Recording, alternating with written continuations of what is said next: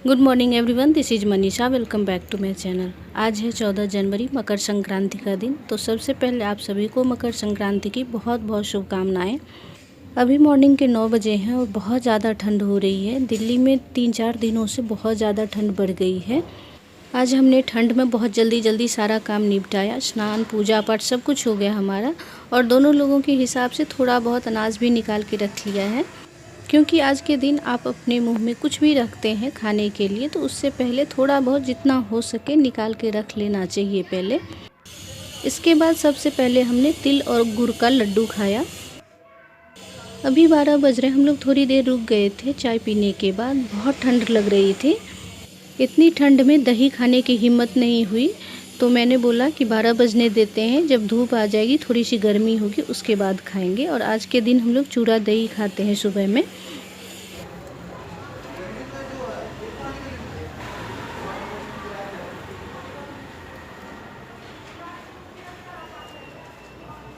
दोपहर के अभी 2 बजे हैं, मैं धूप में बैठी हूँ। सुबह से बहुत ठंड हो रही थी, लेकिन अभी धूप हुई है, बहुत हल्की सी धूप हुई है। बाल गीले हैं मेरे, तो इसलिए मैं धूप में बैठी हूँ, थोड़ी सी सूख जाए।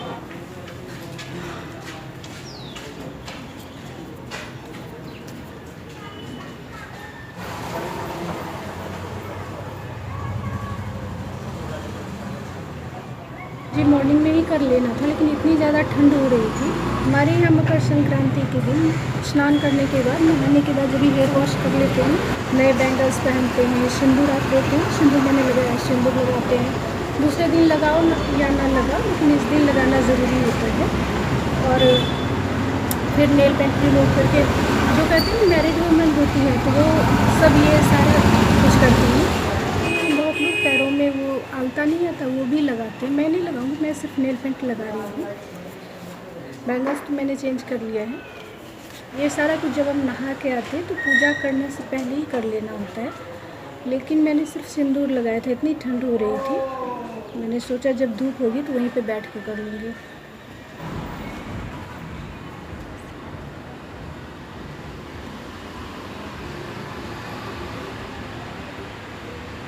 तो मैं हमेशा बहुत छोटे छोटे कट करके रखती हूँ। जब मैं काम करने जाती हूँ तो नेल्स के अंदर जो गंदे चले जाते हैं, वो मुझे बहुत ख़राब लगता है। फिर उसे बैठ के साफ़ करो, तो इसलिए मैं बहुत छोटे छोटे नेल्स रखती हूँ। मकर संक्रांति में स्पेशली स्नान और दान का महत्व है। जैसे जिनके घर के नज़दीक में, या बहुत लोग जाते भी हैं, गंगा स्नान करने जाते हैं यमुना में, जो नदी नज़दीक है, गंगा स्नान करने तो बहुत लोग जाते हैं। तो स्नान का भी महत्व है इसमें। बहुत बार कुंभ का मेला भी इसी टाइम में लगता है। पहले के टाइम में हम लोग सिर्फ ब्राह्मण को दान देते थे, क्योंकि वो सिर्फ पूजा का काम करते थे, पुजारी का काम करते थे। तो कई लोगों का कहना होता है कि नहीं, पहले के टाइम में ऐसा होता था कि हम ब्राह्मण को ही देते थे, हम इस टाइम में नहाते थे, या इस टाइम में कुछ भी खाते थे, व्रत त्यौहार इस नियम से करते थे। लेकिन ऐसा कुछ भी नहीं है। आप गौर से सोचिए और देखिए, तो वही चीज़ है कि पहले उन लोगों के पास नहीं होता था, वो सिर्फ पूजा का काम करते थे, पुजारी होते थे। तो वो लोग सिर्फ जो मतलब भक्त जाते थे, खाना पीना लेके, वो भगवान की पूजा करते थे, उनको देते थे, वही खाते थे। लेकिन आज के समय में ऐसा नहीं है। आज के समय में ब्राह्मण, जो ब्राह्मण लोग हैं, तो वो भी नौकरियाँ करते हैं, बिजनेस करते हैं, तो उनके पास पैसे हैं।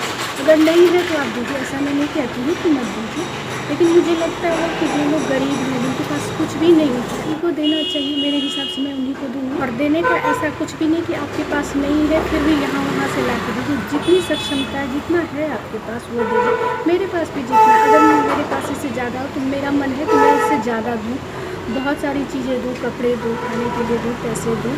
लेकिन मेरे पास इतना नहीं है, तो जितना है मैं उतने में से ही दूँगी। अपने लिए भी रखूँगी, उनको भी दूँगी। हर एक व्रत त्यौहार जो इंडिया में हम लोग रहते हैं और हम सारे इंडियंस मनाते हैं, तो उसका कुछ ना कुछ महत्व है, कुछ ना कुछ खासियत सब व्रत त्यौहार का है। सिर्फ खुद खाना बना के खा लो, खुद फैशन कर लो, या कहीं घूमने चले जाओ, तो यही एक लाइफ नहीं होती है। अपने लिए तो हम सब दिन कुछ ना कुछ करते हैं, अपने परिवार के लिए, अपने बच्चे के लिए, अभी के लिए करते हैं, फिर फ्यूचर के लिए भी बचा के रख लेते हैं। लेकिन अगर हम सक्षम हैं तो जितना खुद के लिए करते हैं, उसमें से थोड़ी सी चीज़ बचा के अगर उन लोगों को भी दे दें, तो उनके काम भी आ जाएगा, और हमें अपने अंदर ना एक खुशी महसूस होगी कि नहीं, आज मैंने कुछ काम किया, और काम भी कुछ अच्छा काम किया।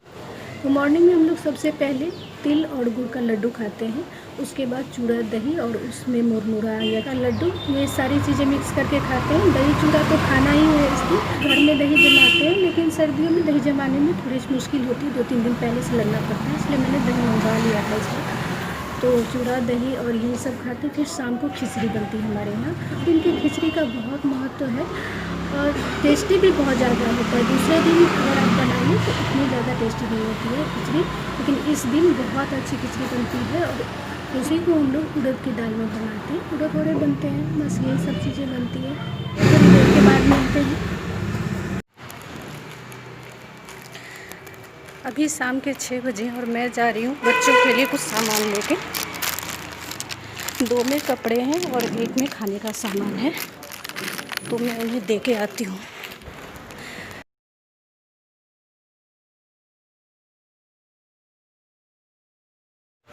ठंड बहुत ज़्यादा है। एक बार तो मुझे आलस सा लगा, लेकिन फिर मैंने सोचा कि बैठ जाऊँगी तो फिर जाने का मन नहीं होगा। थोड़ी ही दूर है, 5 से 10 मिनट का रास्ता है, लेकिन मास्क लगा के चलने में मुझे प्रॉब्लम होती है।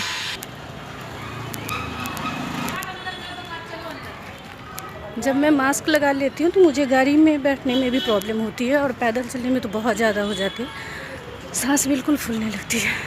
यहीं पे रहो। नहीं पता ना है क्या होता है, हमारा मन नहीं करता। अच्छा। ज़्यादा दूर मुझे नहीं जाना पड़ा, रास्ते में मुझे 2 बच्चे मिल गए तो मैं उन्हीं को दे देती हूँ। ओके,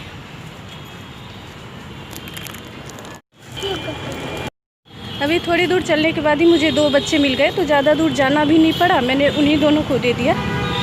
दोनों लड़कियाँ थी, तो मैंने बोला खाने का सामान ले लो, दोनों आधा आधा बांट लेना, और फिर कपड़े भी मैंने दे दिए कि तुम दोनों इसमें से जो जिसके लिए चाहिए ना, ज़रूरत जिसको होगी तो वो ले लेना उसमें से।